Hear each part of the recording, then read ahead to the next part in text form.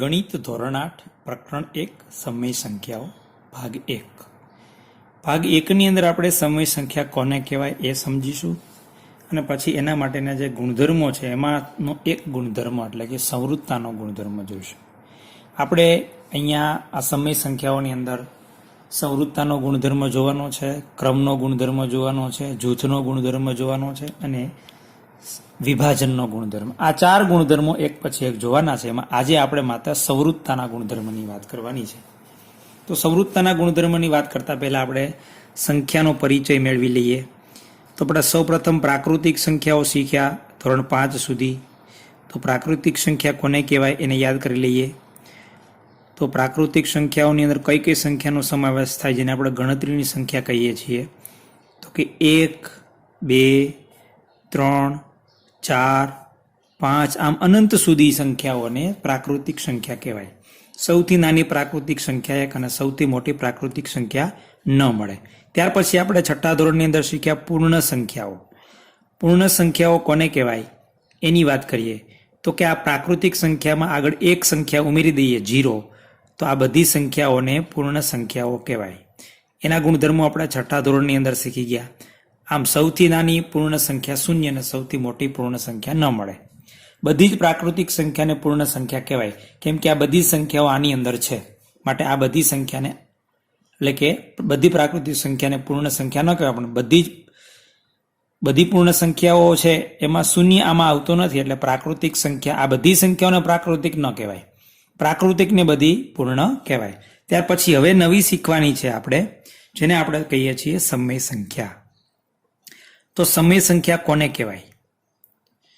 તો કે આ બધી ત્યાર પછી આપણે શીખ્યા પૂર્ણાંક સંખ્યા. પૂર્ણાંક 7મા ધોરણની અંદર પૂર્ણાંક સંખ્યાઓ કોને કહેવાય? તો કે આ બધી જ ધન પૂર્ણાંકો એટલે કે પ્રાકૃતિક સંખ્યાઓ, પછી 0 અને ઋણ પૂર્ણાંકો, આ બધી સંખ્યાઓ આમ અનંત સુધી વિસ્તરેલી હોય. આને આપણે કીધી પૂર્ણાંક સંખ્યાઓ. સૌથી નાની પૂર્ણાંક સંખ્યા કોઈ? તો કે આમ ન મળે, કારણ કે -3 થી નાના -4, -4 થી નાના -5. સૌથી મોટી એ પણ ન મળે કારણ કે 5 થી મોટા 6, 6 થી મોટા 7 એમ. હવે વાત કરવાની છે સમય સંખ્યાની, જે આપણે ધોરણ 8 ની અંદર શીખવાની છે. સમય સંખ્યા અને એમના ગુણધર્મો. તો સમય સંખ્યા કોને કહેવાય? તો કે એની જે વ્યાખ્યા છે એ પહેલા લખીએ, પછી એમના ઉદાહરણ લખીએ. તો કે જે સંખ્યાને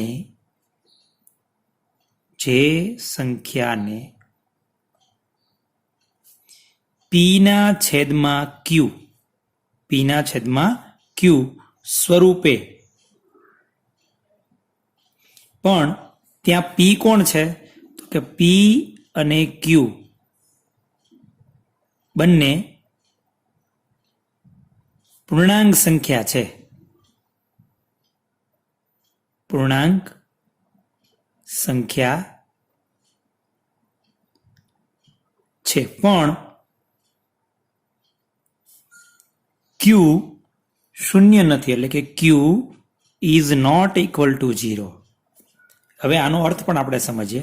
પેલાની વ્યાખ્યા લખી દઉં.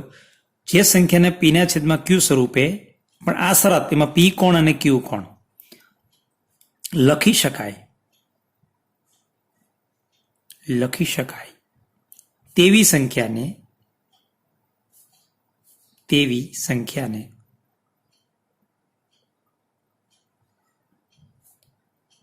સમય સંખ્યા કહેવાય. બરાબર. હવે આપણે સમજીએ કે સમય સંખ્યાના ઉદાહરણ. દાખલા તરીકે 1/2 આ સમય સંખ્યા છે. શા માટે? અહીંયા p ની કિંમત 1 છે ને q ની કિંમત 2 છે.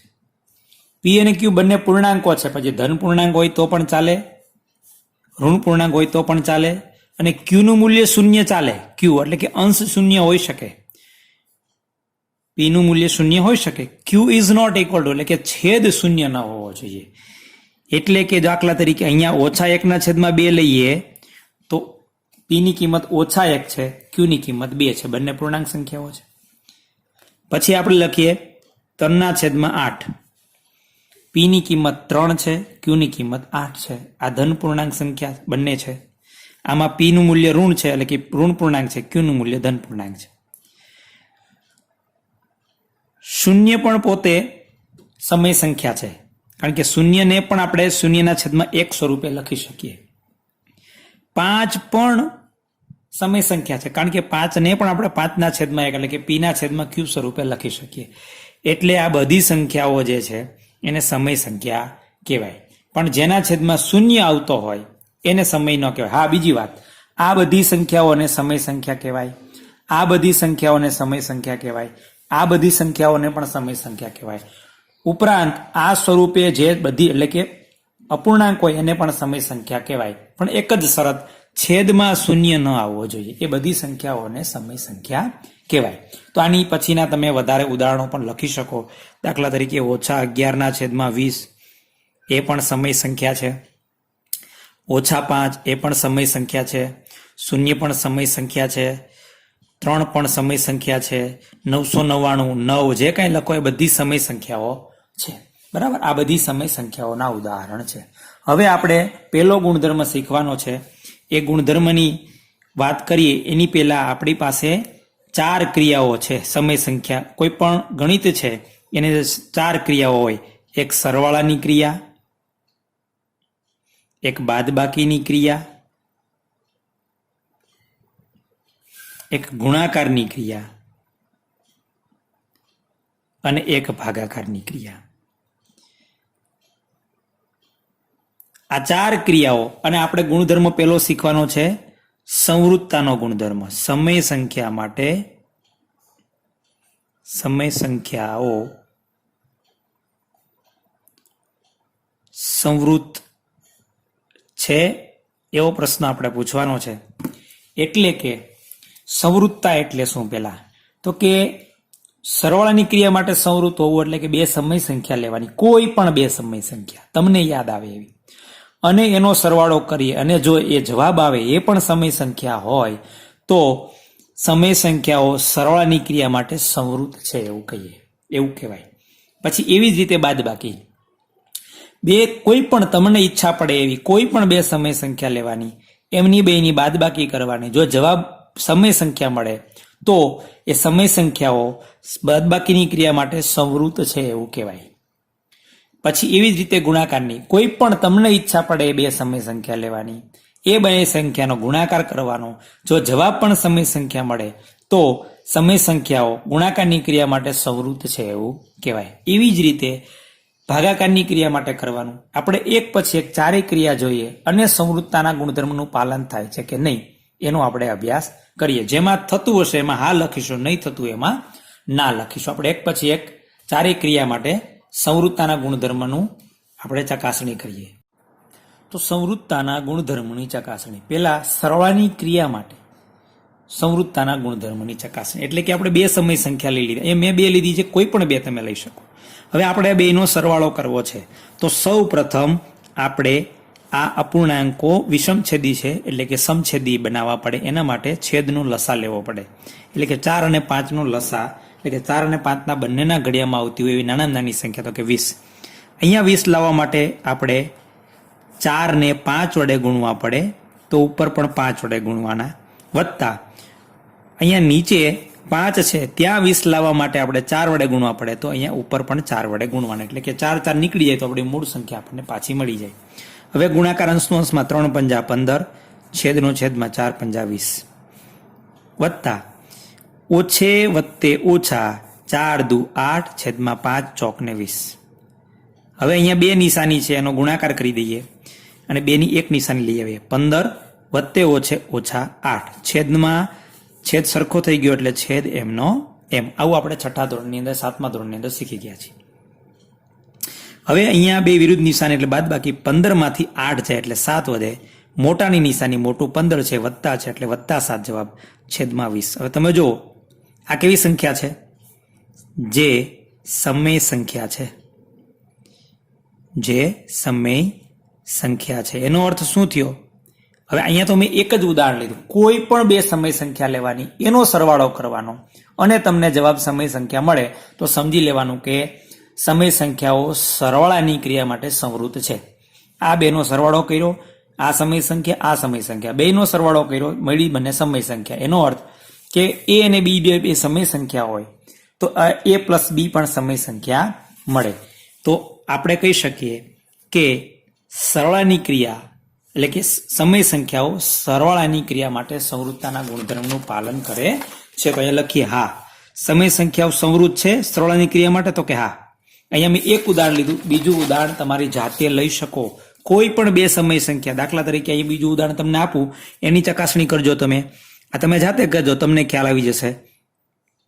-3/8 વત્તા 5/4, આ બે સમય સંખ્યાનો સરવાળો કરશો તો પણ તમને સમય સંખ્યા મળશે.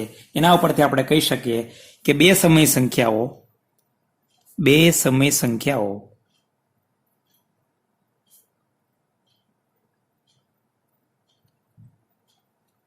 એ અને બી માટે એ પ્લસ બી એટલે કે એ અને બી નો સરવાળો સમય એ પણ સમય સંખ્યા છે, સમય સંખ્યા મળે છે. એનો અર્થ કે સમય સંખ્યાઓ સરવાળાની ક્રિયા માટે સંવૃત છે. એ અને બી, અહીંયા એ તરીકે આ છે, બી તરીકે આ. બીજા દાખલામાં એ તરીકે આ સંખ્યા, બી તરીકે આ સંખ્યા. બેનો સરવાળો કરો એટલે કે આપણને મળ્યો 7/20. આ પણ સમય સંખ્યા છે. હવે આ જ વાત આપણે બાદબાકીની ક્રિયા માટે કરીએ. બાદબાકીની ક્રિયા માટે સંવૃતતાનો ગુણધર્મ, એની ચકાસણી. અહીં બે સમય સંખ્યા લઈ લીધી, એ તરીકે 5/6 અને બી તરીકે 4/8. એની બાદબાકી કરીએ. બાદબાકી એમને એમ નહીં થાય, છેદ સરખો કરવો પડશે. 6 અને 8 નો લસા આવશે 24. તો અહીંયા 24 લાવવા માટે મારે ઉપર નીચે 4 વડે ગુણવા પડશે. ઓછા અહીંયા મારે 24 લાવવા માટે ઉપર નીચે 3 વડે ગુણવા પડશે. ગુણાકાર અંશનું અંશમાં 4×5 = 20, છેદનો છેદમાં 6×4 = 24. ઓછા 4×13 = 12, છેદમાં 8×13 = 24. છેદ સરખો થઈ ગયો છે. છેદ એમનો એમ, અંશનું અંશમાં બાદબાકી 20 - 12. 20 માંથી 12 જાય તો 8 વધશે, નીચે આવ્યા 24. છેદ ઉડાડી શકાય, 8×13 = 24. તો ઉપર આવ્યા 1, નીચે આવ્યા 3. તો આ 1/3 એ પણ સમય સંખ્યા છે, એટલે કે જે સમય સંખ્યા છે.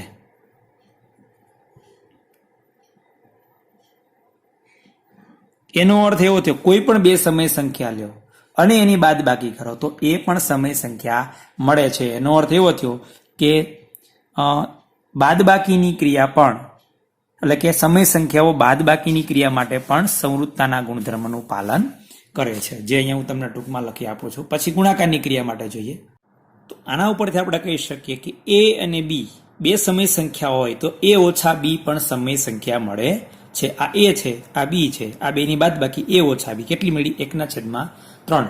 આની સિવાયની કોઈ પણ બે સમય સંખ્યા લઈને, અહીં જેમ કીધું તમે એમ બીજું ઉદાહરણ લઈને તમે જોશો તો તમને પણ બે સમય સંખ્યાની બાદબાકી સમય સંખ્યા મળશે. એના ઉપરથી આપણે કહી શકીએ કે બે સમય સંખ્યાઓ એ અને બી માટે એ ઓછા બી પણ સમય સંખ્યા છે. એનો અર્થ કે સમય સંખ્યાઓ જે છે એ બાદબાકીની ક્રિયા માટે પણ સંવૃતતાના ગુણધર્મનું પાલન કરે છે. એટલે અહીંયા પણ હા લખીશું. હવે આપણે ગુણાકારની ક્રિયા માટે સંવૃતતાના ગુણધર્મોની ચકાસણી કરીએ. દાખલા તરીકે આ ત્રીજી ગુણધર્મ લઈએ બાદબાકીની ક્રિયા માટે. ગુણધર્મ પહેલો જ છે પણ ક્રિયા ત્રીજી છે.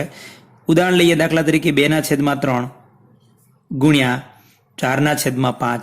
પણ અપૂર્ણાંકો એટલે કે સમય સંખ્યાના ગુણાકાર તો બહુ સરળ હોય. પહેલા નિશાનીનો નિશાની સાથે ગુણાકાર, પછી અંશનો અંશમાં, છેદનો છેદમાં. ઓછે વત્તે ઓછા 2 ચોક 8, છેદમાં વત્તે વત્તે વત્તા 3×5 = 15. તમે જોઈ શકો છો આ બે સમય સંખ્યાઓ એ અને બી નો ગુણાકાર, આ એ ગુણ્યા બી એ પણ સમય સંખ્યા છે, જે સમય સંખ્યા છે, જે સમય સંખ્યા છે. આની સિવાયની અહીં બીજું ઉદાહરણ લઉં. દાખલા તરીકે 5/3 ગુણ્યા 0. આનો ગુણાકાર કોઈ પણનો 0 સાથે ગુણાકાર 0 થઈ જાય, એટલે કે આ સમય સંખ્યાઓ છે, એનો ગુણાકાર 0 એ પણ સમય સંખ્યા છે. આમ કોઈ પણ બે સમય સંખ્યા લ્યો તમે તો એમનો ગુણાકાર સમય સંખ્યા મળે છે. એના ઉપરથી આપણે કહી શકીએ તો આના પરથી કહી શકીએ કે બે સમય સંખ્યાઓ એ અને બી માટે એ ગુણ્યા બી એટલે કે આ એ પણ સમય સંખ્યા છે. એનો અર્થ એવો થયો કે ગુણાકારની ક્રિયા પણ એટલે કે સમય સંખ્યાઓ ગુણાકારની ક્રિયા માટે પણ સંવૃત છે. એટલે અહીંયા પણ આપણે હા લખીશું. હવે વાત છેલ્લી ક્રિયાની ભાગાકારની ક્રિયા માટે સંવૃતતાનો ગુણધર્મ. તો આપણે બે સંખ્યાનો ભાગાકાર કરીએ. દાખલા તરીકે 2 સપ્તમાંશ એટલે એક સમય સંખ્યા ભાગ્યા બીજી સમય સંખ્યા 5/3. હવે આપણે અગાઉ શીખી ગયા કે 2/7 ને 5/3 વડે ભાગવું એટલે 2/7 ને 3/5 નો વ્યસ્ત 5/3 નો વ્યસ્ત 3/5 વડે ગુણવું. આવું આપણે શીખી ગયા છે. ભાગવું એટલે એના વ્યસ્ત વડે ગુણવું. હવે આપણે ગુણાકાર અગાઉ શીખી ગયા ઉપર કે ગુણાકાર અંશનો અંશમાં 2 તેરી 6 છેદમાં 7 પંજા 35 અંશનો અંશમાં અને છેદનો છેદમાં. તો આ બે સંખ્યાનો ભાગાકાર આ સંખ્યા એ પણ સમય સંખ્યા છે જે સમય સંખ્યા છે. તો આના ઉપરથી હવે બીજી કોઈ પણ સમય સંખ્યા લેશો તો પણ તમને બે સમય સંખ્યાનો ભાગાકાર સમય સંખ્યા મળશે જ. પણ એક વસ્તુ એવી છે કે કોઈ પણ સંખ્યાને આ એક અપવાદ છે કે દાખલા તરીકે 2/7 ને તમે 0 વડે ભાગશો તો એ પદ અવ્યાખ્યાયિત થઈ જશે. એટલે આપણે એવું કહી શકીએ કે આનું જે મૂલ્ય છે એ મળે નહીં. એટલે કે કોઈ પણ સંખ્યાને શૂન્ય વડે ભાગી ન શકાય. એટલો એનો અર્થ એવો થયો કે આપણને સમય સંખ્યા આ બેનો ભાગાકાર સમય સંખ્યા મળશે નહીં. તો હવે આપણે અહીંયા કોઈ સમય સંખ્યા એ માટે આપણે એવું લખી શકીએ જે સમય સંખ્યા નથી. આ બેનો ભાગાકાર સમય સંખ્યા નથી. તો આપણે આ બાકી કોઈ પણ બે સમય સંખ્યા લેશો શૂન્ય સિવાયની, શૂન્ય વડે ભાગાકાર સિવાયની, તો તમને સમય સંખ્યા જ મળશે. પણ કોઈ સમય સંખ્યા એને તમે બી તરીકે 0 લઈને ભાગશો તો એ સમય સંખ્યા મળશે નહીં. એ પદ અવ્યાખ્યાયિત થઈ જાય છે. માટે આપણે કહી શકીએ કે એ માટે એ ભાગ્યા 0 એ અવ્યાખ્યાયિત છે. અવ્યાખ્યાયિત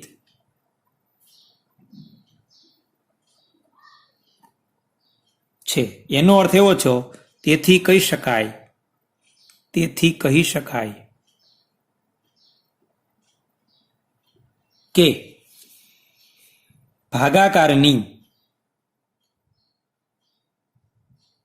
ક્રિયા માટે સમય સંખ્યાઓ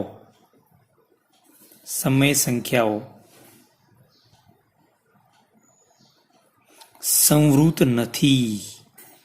માત્ર એક શૂન્યને કારણે, બાકી બધે તમને જોવા મળશે. એટલે કે આપણે કહી શકીએ કે સરવાળો, બાદબાકી અને ગુણાકાર 3 ક્રિયા માટે સંવૃતતાના ગુણધર્મનું પાલન સમય સંખ્યાઓ કરે છે, જ્યારે ભાગાકારની ક્રિયા માટે સંવૃતતાના ગુણધર્મનું પાલન થતું નથી. એટલે કોષ્ટક યાદ રાખવાનું છે. આખો તમને અહીંયા જે વિડીયો લખાવડાવ્યો છે ફરીથી બધું તમારે આ બધું જ લખવાનું છે અને સમજવાનું છે. હવે બીજા ભાગની અંદર આપણે ક્રમનો ગુણધર્મ, સમય સંખ્યાઓ માટે ક્રમનો ગુણધર્મનું આપણે શીખવાનું છે. કારણ કે આ જ ગુણધર્મો તમે પૂર્ણ સંખ્યા અને પૂર્ણાંક સંખ્યાઓ માટે ધોરણ 6 અને 7 ની અંદર શીખી ગયા છો. આ ધોરણ 8 ની અંદર સમય સંખ્યાઓ માટે એના એ જ ગુણધર્મોનો તમારે અભ્યાસ કરવાનો છે.